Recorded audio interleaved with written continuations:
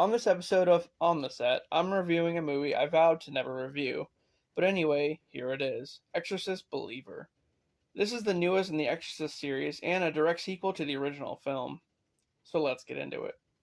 13 years after an earthquake in Haiti took the life of his wife, Victor is now living in Georgia and is a single father to Angela. After school one day, Angela and her friend Katherine decide to go into the woods to do a séance. Because isn't that what all kids are doing nowadays? Anyway, Angela wants to do the seance in an attempt to reach out to her mother. Following that, the two girls go missing for 3 days and there's a huge manhunt for them. 3 days later, they turn up in a barn, seemingly alright, aside from some burns on their feet for whatever reason. The next day, things start to get pretty weird. Angela suddenly attacks Victor and starts spazzing out. Meanwhile, Katherine has an outburst at church. Victor gets worried and takes Angela to the hospital to get checked out. As that's going on, Katherine's mother thinks that the girls may have summoned a demon in the woods that day. My guess is you're right. As Angela gets worse, her nurse Anne pretty much assumes that she's possessed and recommends the help of Chris MacNeil, the mother of Regan from the original film. And since the events of the original movie, she's become an expert in exorcisms. So, Victor takes the nurse up on it and brings Chris to the hospital to check out Angela.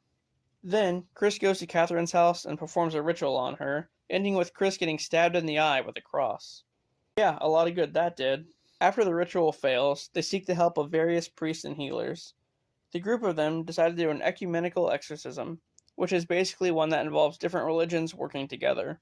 However, Father Maddox isn't allowed to help as the Catholic Church just thinks the two girls have a mental issue. Wow, of all people to think that. Despite the church's disapproval, the group goes ahead with the exorcism anyway, tying the girls to chairs in a room. As they continue with the exorcism, a demon emerges and tells the group that they must choose which girl will live and which one will die, or else it'll kill both of them. Then, the demon kills Father Maddox.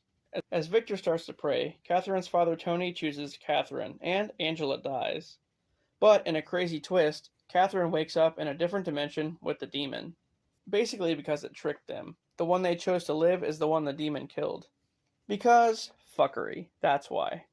As Katherine gets dragged to hell, Angela comes back to life. Sometime later, Angela goes back to school, and everything seems to be back to normal. Well, except for Katherine going to hell. After that, an adult Regan returns to greet her mother after a long time of being estranged. The end. Yeah, so this one was okay. Not my first choice in movies whatsoever. But, as you know, I'm not a big fan of possession films. Anyway, the two girls doing that seance was a terrible idea. What did they think was going to happen?